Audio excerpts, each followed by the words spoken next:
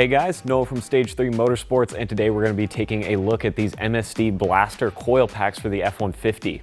Now these are available for both the 3.5 liter and 2.7 liter EcoBoost V6 engines, as well as the 5 liter V8s. The ones I have on the bench are for the 2.7, but for the most part they're going to be relatively similar. So when dealing with your F-150's ignition system, coil packs are one of the biggest things that you can change. They're relatively simple and give you a little bit of additional performance and fuel economy without having to make ginormous leaps and bounds and changes to your vehicle system. These are simply going to swap in as a direct replacement for the factory equipment, and you can actually buy them in multiple different colors depending on which engine type you have. So there are blue, red, and black versions to get something that looks good in your truck and also obviously fits the type of engine that you're running.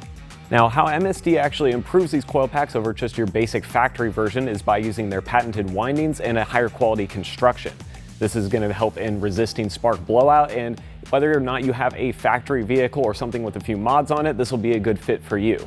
MSD does make these, like I said, as a direct drop-in for factory, so if you have no other upgrades on your vehicle, this will just be a simple swap-in replacement.